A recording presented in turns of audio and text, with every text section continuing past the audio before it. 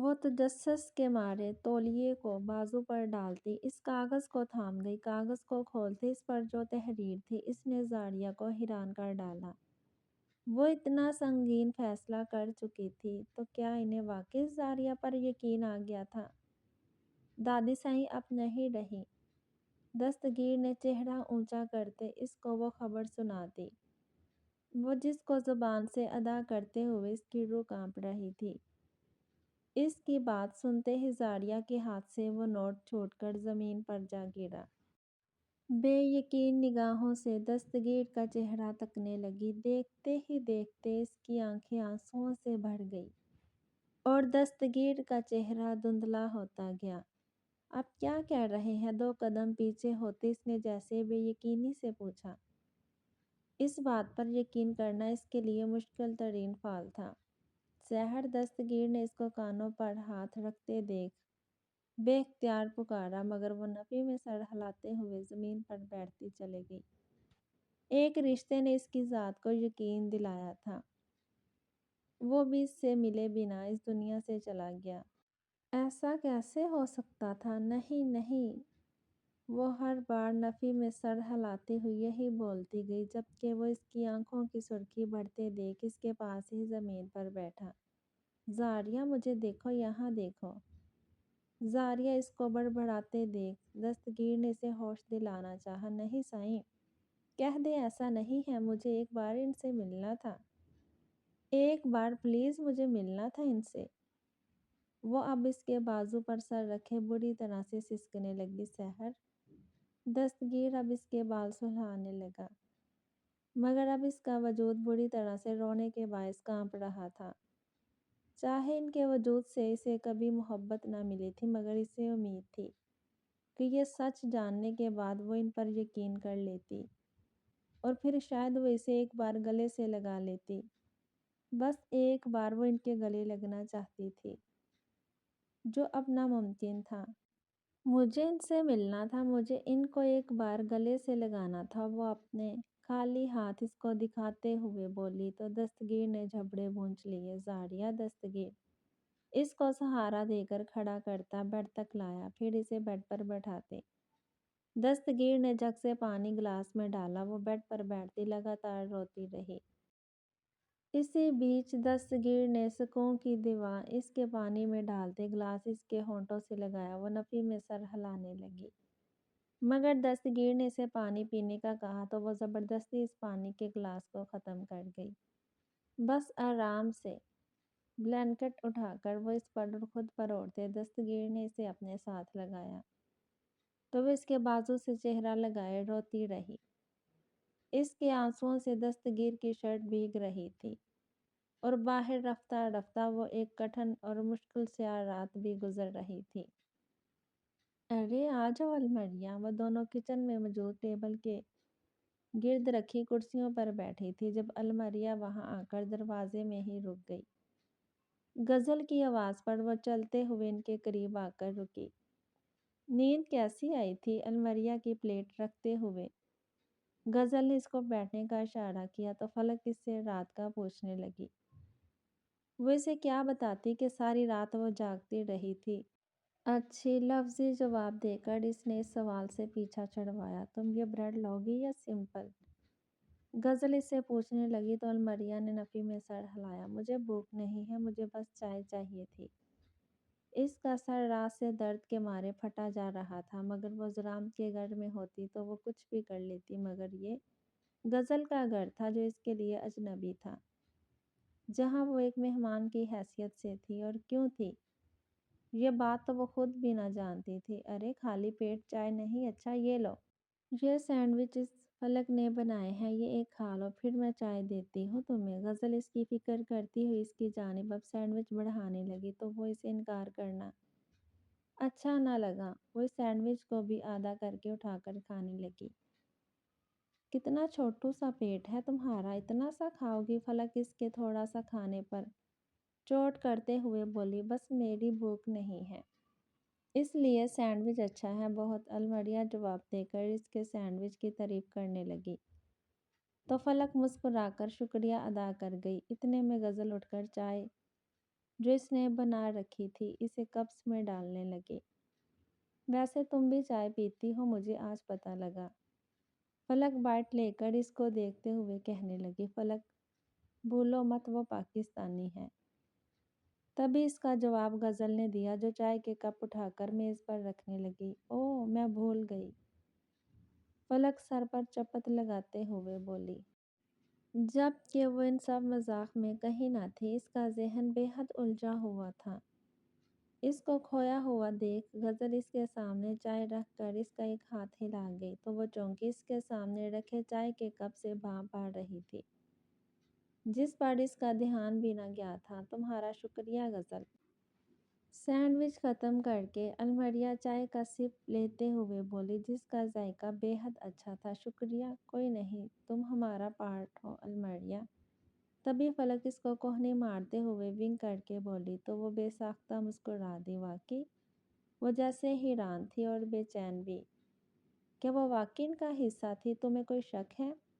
गजल चाय का घूंट भरकर कप रखते हुए इससे बदले में पूछने लगी। पता नहीं, वो चाय के कप पर उंगली फेरती हुई कंफ्यूज सी अंदाज में बोली। अच्छा, आज हम बाहर गार्डन में कुछ नए पौधे लगाने वाले हैं, तो साथ दोगी हमारा? फलक इसे फिर से खामोश बैठा देख बात बदल गई। जरूर, इसे भी कोई ऐसा काम चाहिए था कि वो कुछ पल हर चीज़ भूल जाती, इसके जहन से कुछ लम्हों के लिए हर बात मांद पड़ जाती, और ये इस सब के लिए अच्छा था।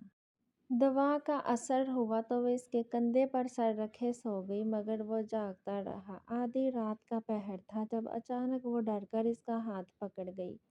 वो शायद ख्वाब में डर रही थी। दस्तगीर ने इसके गिर्द बाजू बांधते इसको जैसे अपने होने का एहसास करवाया। कुछ देर बाद वो पुरसकून होकर सो गई।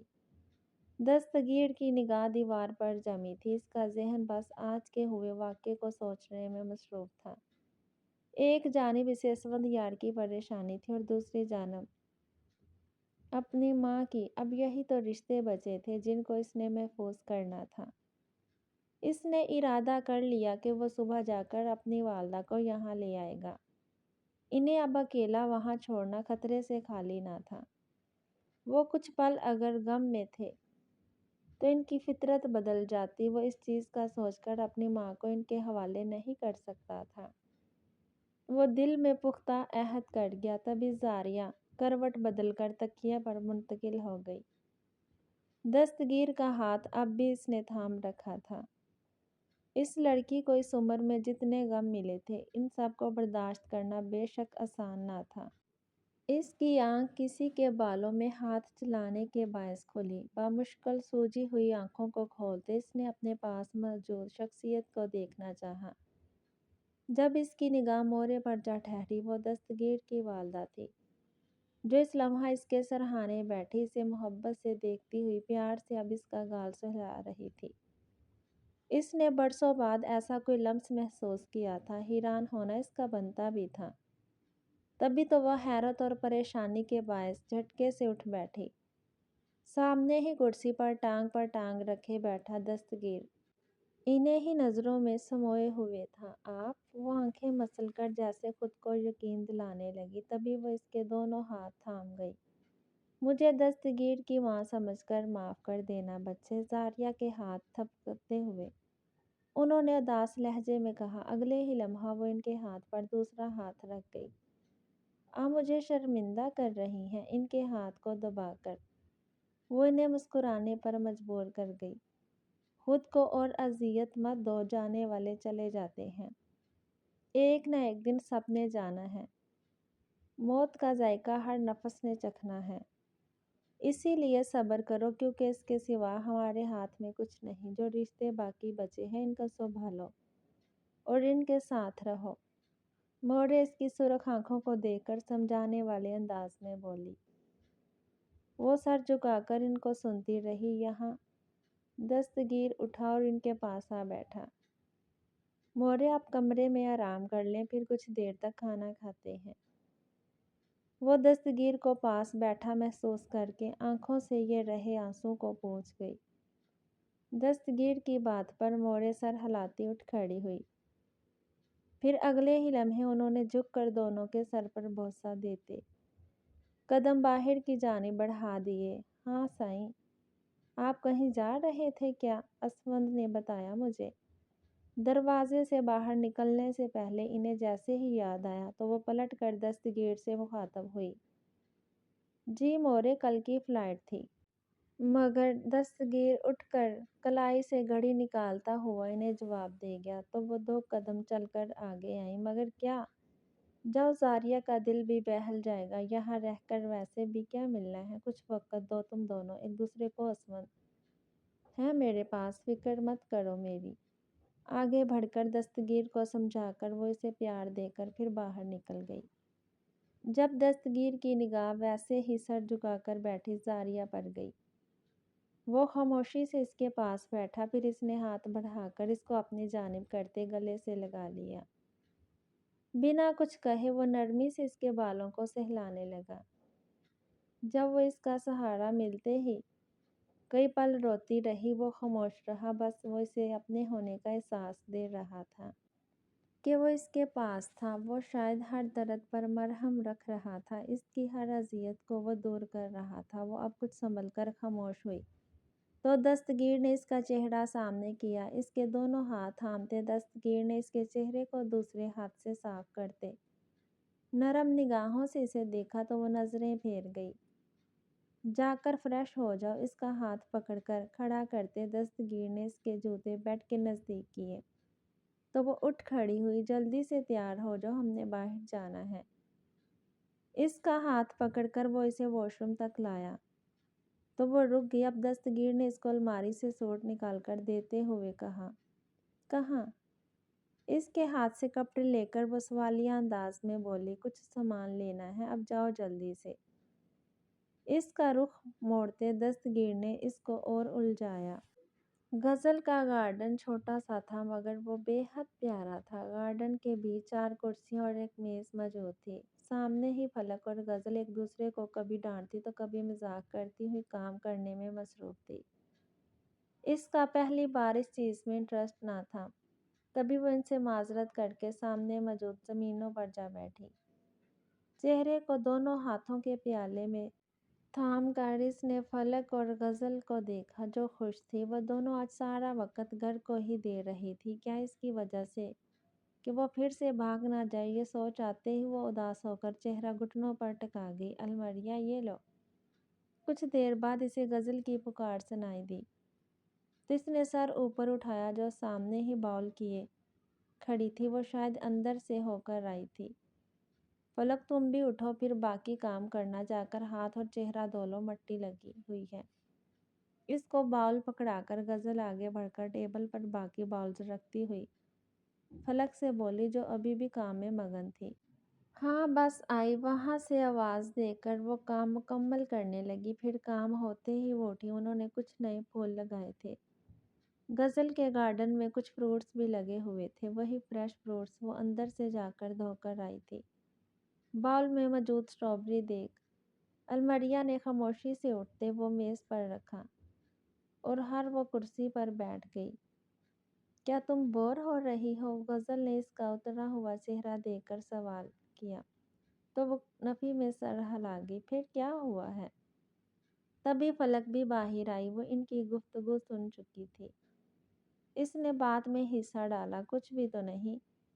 गज़ल जेब से फ़ोन निकालकर नंबर डायल करने लगी जबकि फलक अब इसको इंसल्ट कर रही थी कि वो बताए वो क्यों उदास उदास सी थी। सच में कुछ नहीं हुआ। अब भी इसका अंदाज काफ़ी उदास सा था। तभी गज़ल ने इसके कान से फ़ोन लगाया। वो चौंक कर गज़ल को देखने लगी। सुन शाइन, दूसरी जानिब से आती आवाज़ सुनते ही वो 2 पल सांस लेना भूल गई। वही अंदाज, वही नाम। वो थम गई। इससे कुछ भी न कहा गया, ना ही वो फ़ोन को हटा सकी। मुजस्मे के मान वो कुछ पल यूं ही बैठी रही। अब बोलो, क्यों हो उदास? बताओ बॉस को। तभी फलक इसको कोहनी मारकर होश दिलाती हुई बोली तो वो चौंकी। फिर इसने फ़ोन हटाना चाहा मगर गज़ल ने इसका हाथ पकड़कर इसको ऐसा ना करने से रोका। मुझे बात नहीं करनी। फ़ोन को ज़बरदस्ती कुछ दूर करते इसने गले में फंसी गिल्टी के बायस بامشکل کہا، پھر اچانک ہی اس کی آنکھوں سے آنسو بہنے لگے، مگر ذرام فون پہ ہی تھا۔ دوسری جانب وہ اس کا رونا بخوبی سن چکا تھا۔ غزل نے فون کان سے لگایا، تبھی فون ڈسکنیکٹ ہو گیا، کٹ گیا۔ غزل فون واپس جیب میں رکھتی ہوئی بولی۔ اس کی بات سنتے ہی الماریہ روتی چلی گئی۔ ارے ارے الماریہ، بس کرو، کیا ہوا ہے؟ غزل، کیا باس نے اسے کچھ کہا ہے؟ فلک اس کو گلے سے لگا کر غزل سے پوچھنے لگی۔ نہیں، وہ کچھ نہیں بولے ہوں گے الماریہ سے، غزل یقین سے بولی۔ پھر وہ بھی آگے بڑھ کر الماریہ کو بہلانے لگی، مگر وہ لگاتار روتی رہی۔ غبار آخرکار ذرام کی آواز سن کر نکل ہی آیا تھا۔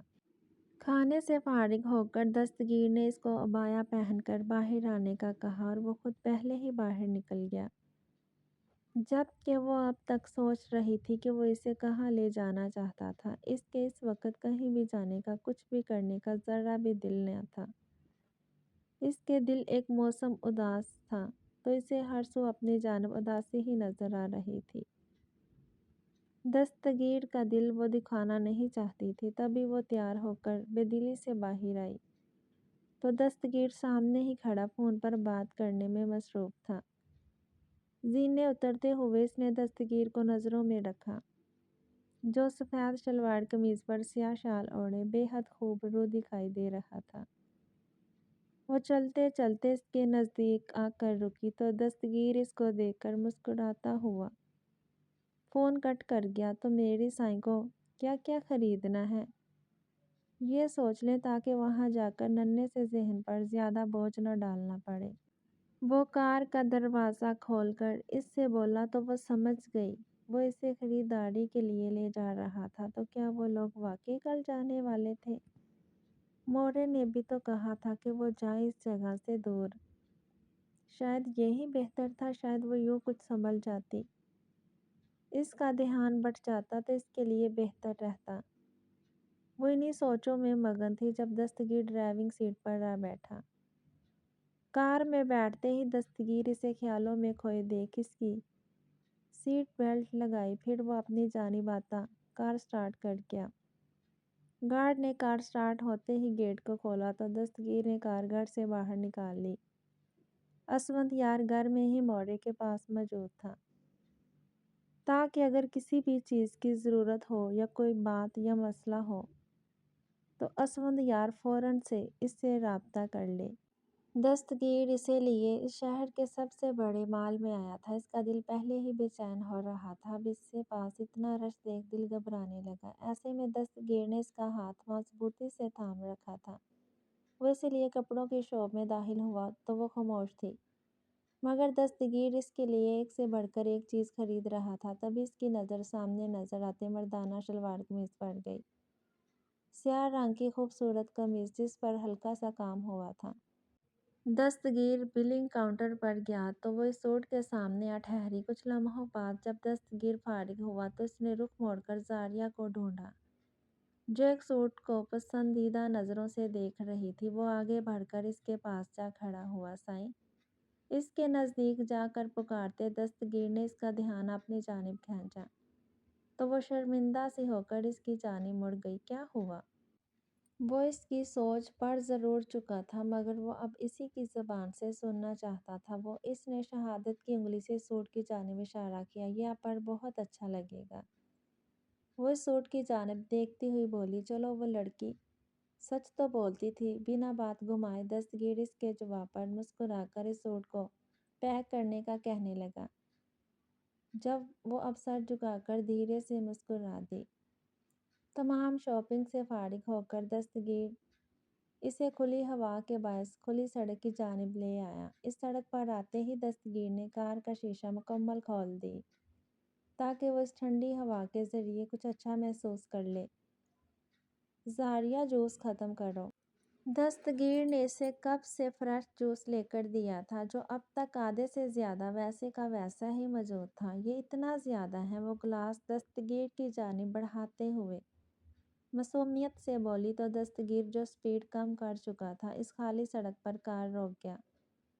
تم سے یہ گلاس چھوٹا ہی ہے، ختم کرو۔ وہ اس گلاس کو واپس اس کی جانب بڑھاتا ہوا اسے ٹوکتا ہوا بولا تو وہ گلاس اس کی جانب بڑھا کر بگڑتے موسم کو دیکھ مسکرا دی۔ بارش ہونے والی ہے، آسمان کی جانب دیکھتے اس نے کچھ اچھے موڑ سے کہا تو دستگیر اس کے جوس سے کچھ گھونٹ بھرنے لگا۔ تبھی کچھ ہی دیر میں باہر ہلکی ہلکی بوندا باندی شروع ہو گئی۔ بارش!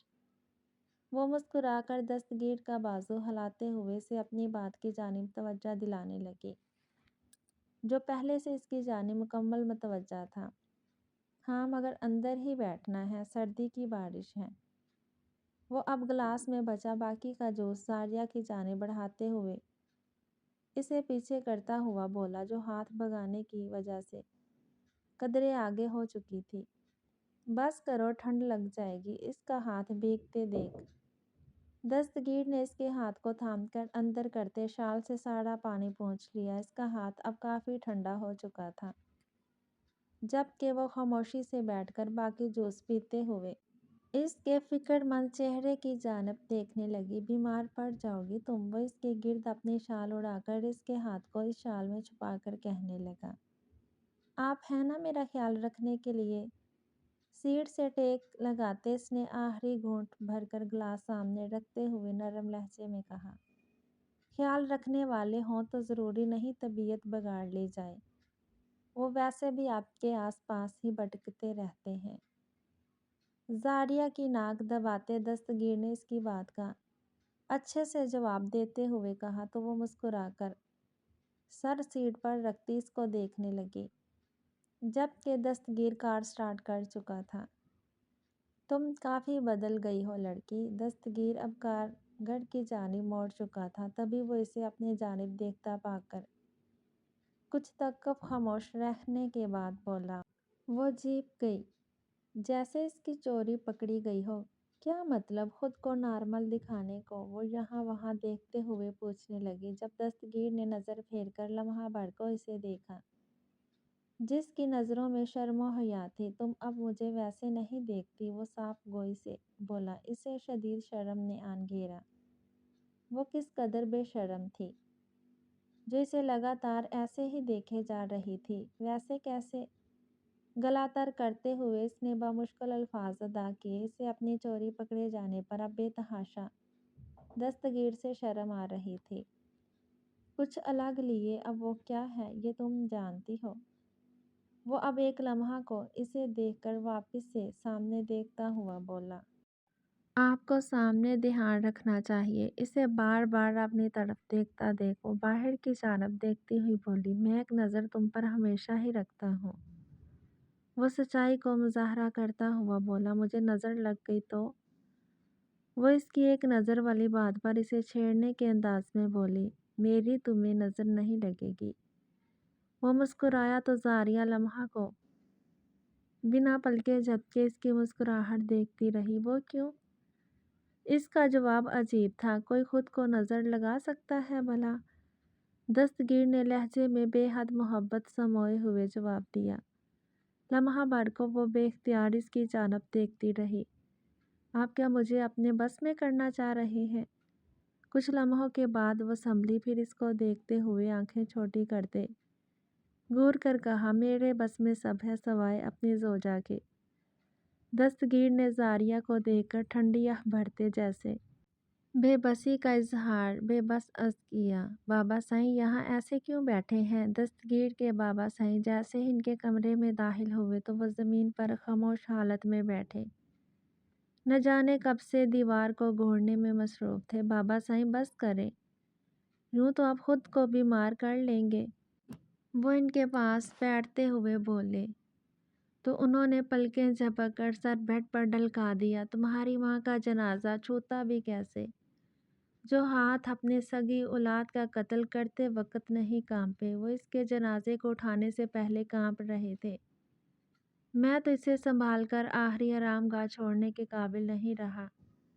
وہ آنکھیں بند کیے اپنے دل کا حال زبان سے بیان کرنے لگے، بابا سائیں گناہ ہم تینوں کا تھا، ان سے اپنے باپ کے مضبوط کندھوں کو یوں کمزور دیکھا نہ گیا، گناہ اصل میرا تھا۔ جس نے تم لوگوں کو بھی گناہ پر اکسایا۔ وہ اب کی بار آنکھیں کھول گئے۔ ان کی آنکھیں بے انتہا سرخ ہو چکی تھی۔ شاید وہ ساری رات سو نہ پائے تھے۔ کائنات بنانے والے نے اگر ہمیں اس گناہ پر توبہ ادا کرنے کا موقع دیا ہے تو ہمیں گنوانا نہیں چاہیے۔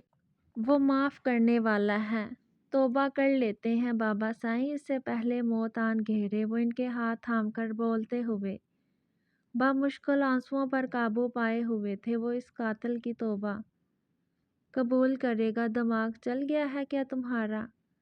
وہ جیسے خود کو اس دنیا کا سب سے برا، حقیر اور گناہ گار مانے بیٹھے تھے۔ جب ہمیں علم ہو گیا ہے ہر چیز کا کہ ہم کس قدر غلط تھے، ہم نے اس دنیا میں رہتے تکبر کیا، غرور کیا، مٹی کے ہوتے ہوئے خود کو پتھر بنا ڈالا، جس سے ہر کسی کی ذات ٹھوکر کھاتی رہی۔ اب وقت ہے تو اللہ کے حضور گر جاتے ہیں نا بابا سائیں۔ اللہ ہمیں موقع دے رہا ہے بابا سائیں، انہیں آج ہی توبہ کریں۔ نہیں جانتے ہم کون سی سانس آخری ہے۔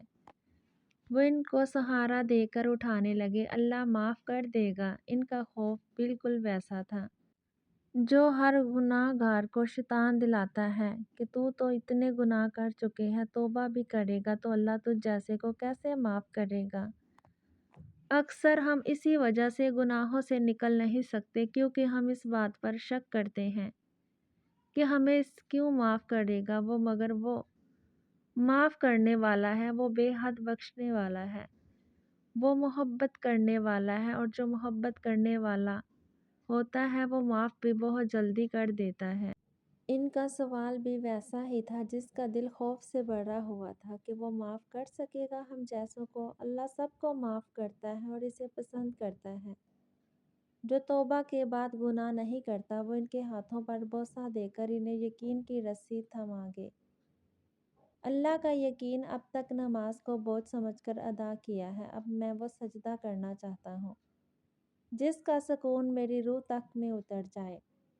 تبھی عقب سے آتی چچا سائیں کی آواز پر چونک کر مڑے۔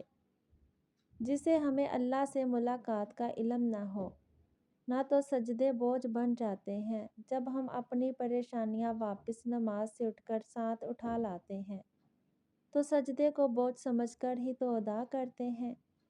آج میں اپنے ہر سجدے میں صرف توبہ کرنا چاہتا ہوں اور اللہ کو راضی کر کے سکون چاہتا ہوں۔ وہ آگے بڑھ کر اپنے بابا سائیں کو سہارا دے کر کہنے لگے۔ ان کی بات سن کر بابا سائیں نم آنکھوں سے اللہ کی ذات کا شکر ادا کر گئے جس نے ان کو موقع دیا تھا۔ کیسی لگی یہ جگہ؟ غزل اور فلک الماریہ کا موڈ اچھا کرنے کے لیے اس کو ایک چھوٹے سے ریسٹورنٹ میں لائے تھے جو غزل کا تھا۔ وہ اس کے سامنے اپنی سب سے بہترین ڈش سرو کر کے کرسی کھینچ کر بیٹھی۔ الماریہ اس کو اتنا سب اپنے لیے کرتے دیکھ اس کا ہاتھ تھام گئی۔ تمہارا شکریہ۔